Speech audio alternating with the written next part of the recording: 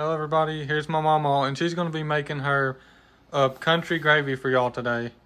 And it's an old-fashioned recipe, but for the title we're just going to put country gravy because we got a couple other recipes for gravy that she's made. She's got a secret recipe gravy, but this one's just a country gravy recipe. So you use your bacon grease. This is melted bacon grease. It's not like a measured amount, but the goodies in there. But I hope that's not too much. I'm gonna make a lot of it. And this is what my friend Manda gives me at church. This is bacon grease that she puts in the freezer when they have bacon, and she saves it for me. So there's my bacon grease. We're gonna have flour, water, a little bit of canned milk, salt and pepper. That's all it takes. So you just put this in here, and I do it a little bit different than other people. Some people put the flour in there and gets the flour brown first before they put the grease in it. But now this is the way I've always done it, so this is the way I'm going to do it. And you just keep stirring, and if you need a little bit more flour, you just put a little bit more flour. Yeah, and this is everything eyeballed in this recipe. Yes, it is. The bacon grease was eyeballed. It looked like maybe a quarter of a cup in there, or a little bit less. It's according to how big your family is, too. So, and you know we have a pretty big family here. So, we're going to have a big country breakfast here again today. So.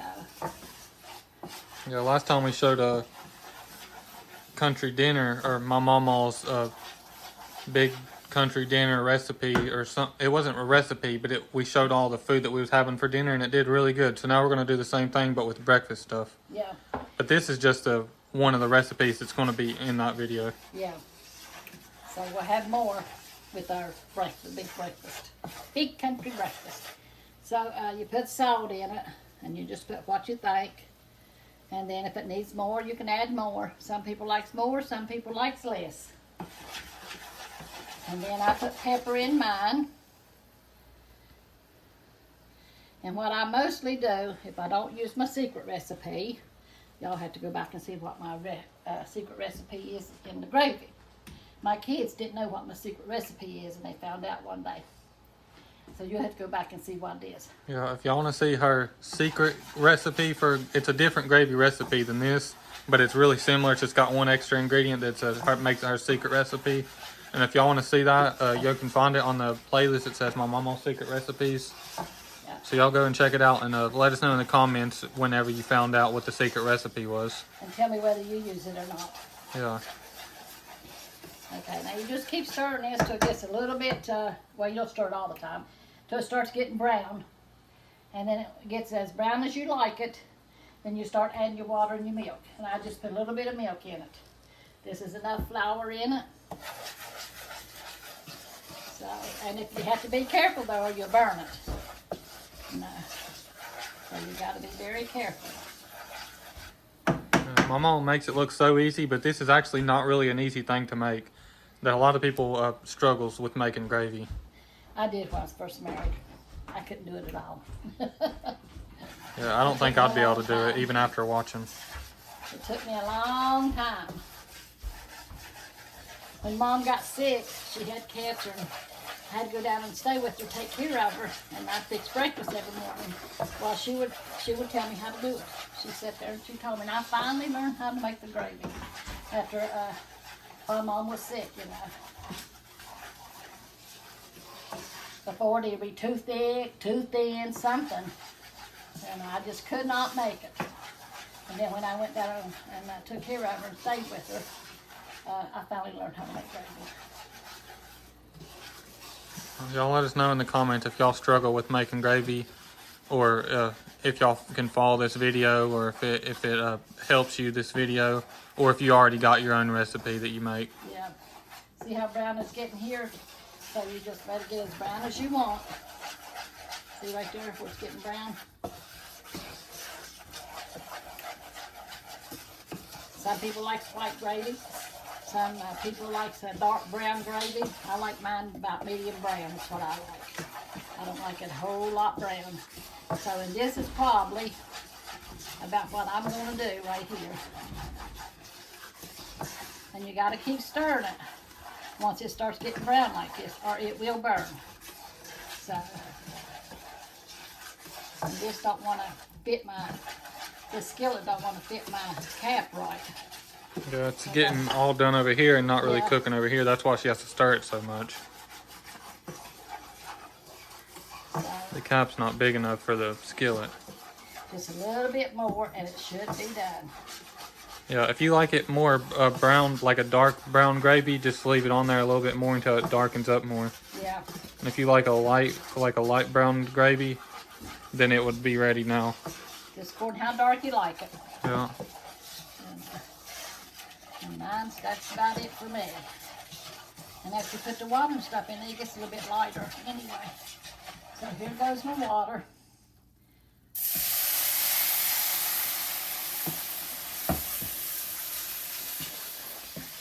And then I just put a little bit, and this turns it white too, so you have to get your gravy brown. So I just put a little dab of milk in it because I like that canned milk, the flavor of it. That was right at 2 cups of water. I'm pretty sure it was right at 2 cups. So now I just eyeball it. I just put it in there. And if it starts getting real thick real fast, I add more water. And then I'll cook it a little bit to see if it's the thickness that I want or thin as I want. So I believe that's going to be enough for this one. We'll see after it gets to cooking real good and the bubbling. Everything in this whole recipe is eyeballed. Yeah. That's another reason why it makes it a little bit more of a difficult recipe. Yeah. Because it's not exact measurements. If it was exact measurements, it might be a little bit easier for you guys to make at home and to follow along with. But that's not the country way. Yeah. Well, you just eyeball everything. See how it's starting to get thick here? See how it's starting to get thick? So you just keep stirring it. And also, after it sets for a minute, it'll thicken up even more. Yeah. So after she's done stirring it and this part is done, she's going to push it back off the eye and let it cool off for a minute. And then she's going to read a few scriptures for y'all, and she's going to pray for y'all. And then we'll come back and she'll transfer it into the bowl so you could see the full end product of it.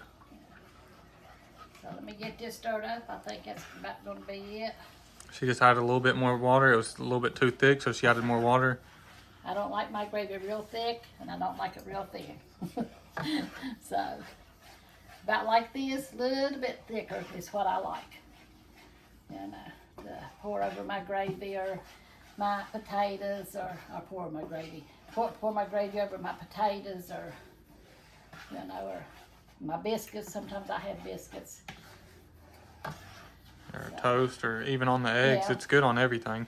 That's good to dip your toast in too. If y'all have a plain white rice and you pour this gravy over it, it's amazing. Yeah, we'll have to do that recipe one day, won't we? Rice and gravy. Yeah. In the Philippines, every single fast food restaurant, McDonald's, Burger King, anything like that, it's going to have rice there. And here in the U.S., they have the machines that you pump it like this, and it pumps out ketchup. Well, there in the Philippines, they don't have that. They got a pump machine that looks exactly like the ketchup one here, except for it pumps out gravy like this. And every meal comes with a side of rice. So you just hold the rice underneath that thing and you pump the gravy on top of the rice. I've never seen that. You'll have to show that when you go back. Yeah, I will next time. And it is so good. It's amazing. Okay, that's about it right there. That's the way I like my gravy. It's a little bit thin, but it will thicken up as it cools. So I'm going to set it aside now. Yeah, and after she reads and prays for y'all, we'll come back and it'll be thickened up enough to where she could scoop it out, and she's going to put it in that bowl to show the full end product. Yeah. So let's go over here and read some. Pray with y'all.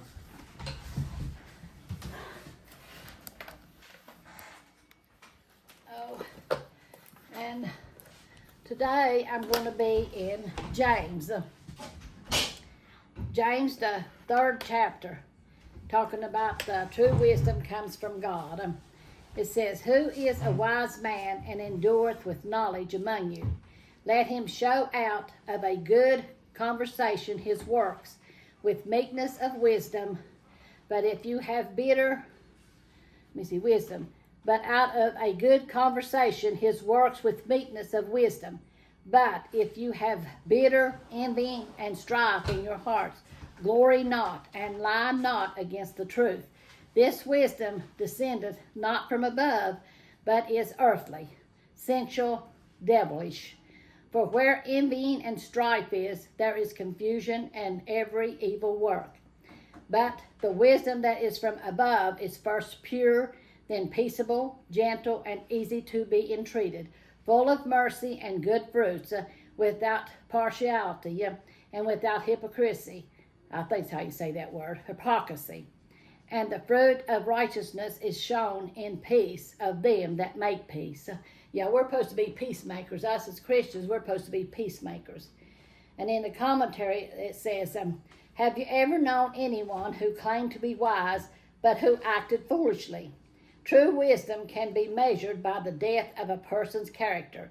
Just as you can identify a tree by the type of fruit it produces, you can evaluate your wisdom by the way you behave. Foolishness leads to dishonor, but wisdom leads to peace and goodness. Are you tempted to escalate conflict, pass on gossip, or fan the fire of discord? Careful, winsome, W-I-N-S-O-M-E. God loves. Let me see here. Let me get started here. My eye is fogging up here. It says careful, winsome speech. Probably winsome.